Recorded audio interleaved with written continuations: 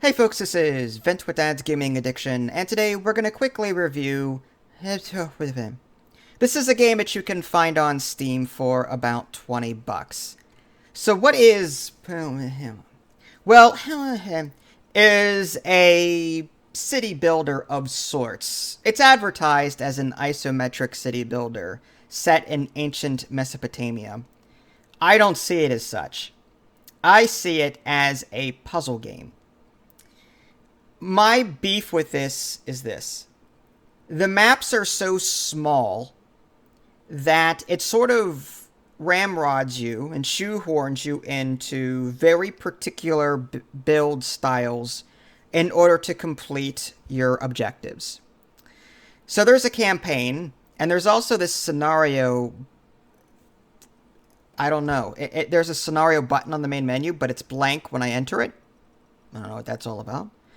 Now, supposedly there's mod support, so I'm wondering maybe if that scenario area is for mod support, but there's nothing under the scenario button for me as it stands. So all that's available are campaign missions. There's no free play, no sandbox.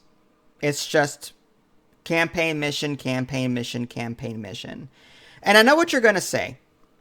Well, Vince, you love the Caesar series, so why does that bother you? Well, let's take a step back for a minute. Caesar was made how many years ago? Okay? Back then, isometric was as good as it got. Static campaign missions was as good as it got.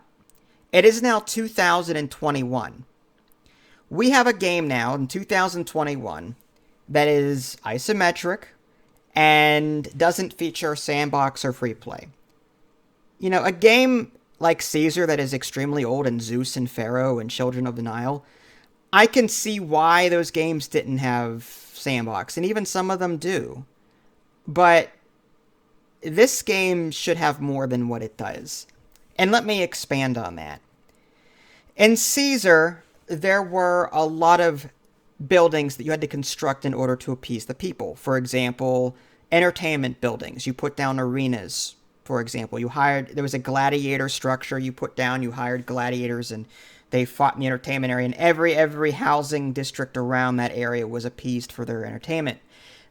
That's one thing that's not in this game, is entertainment, so you don't have to worry about that. Religion, you had to put down shrines, I think. There were like 5 different temple gods in Caesar, at least Caesar 4. And you don't have to do any of that here. There's no religion. You had to put down structures that would prevent fires. None of that here. There's no maintenance buildings to prevent just buildings from collapsing. As far as I can tell, there's no military. This game is solely focused on production chains and product distribution. So what do I mean by product distribution? Well, buildings will produce things, you put them into storage, and then there are waypoints that you have to select on the roads in order to send the sellers around to sell the houses what they need in order to grow. So like in Caesar, you've got this basic shack, and then it'll upgrade as you feed it better and better resources. So the same thing goes on here.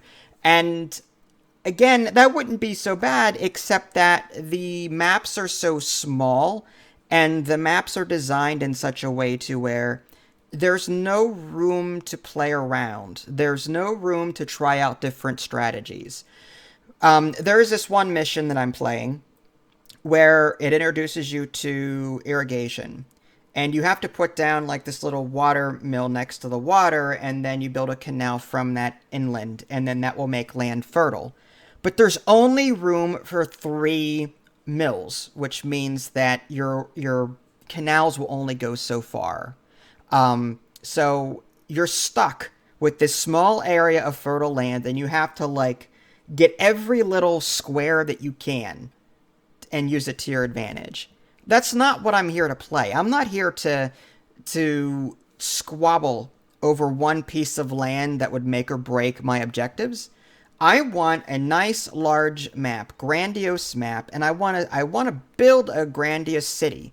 I don't want to have to sit there and go, all right, There's this little corner over here. I can fit this in here, and this in here, and this in here. Okay. No, that's a puzzle game. That brings me back to my whole original point.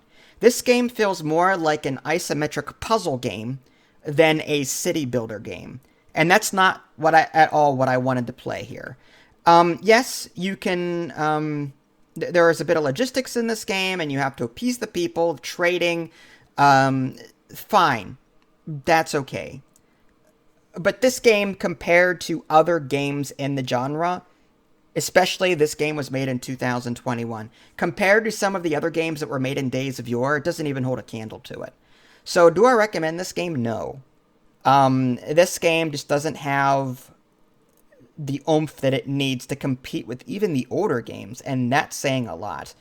I would rather play Caesar 4 over this. Even though Caesar 4 doesn't have a sandbox mode, just like this one doesn't, at least Caesar 4, the maps were larger, and I could plan better, and I could try out different strategies. This game, no.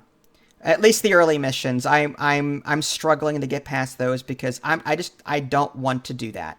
That is not at all what I signed up to do when I played this game, and that's a shame. I mean, I'm sure if I got deeper into it and into the later levels, it might offer a bit more strategy and a bit more open-endedness, but again, you've got that whole fertile land thing where, the game is going to limit you in some way, shape, or form and shoehorn you into a particular strategy. It's a shame because I think this game is going to turn off a lot of people even before it gets to the content that might actually make it good.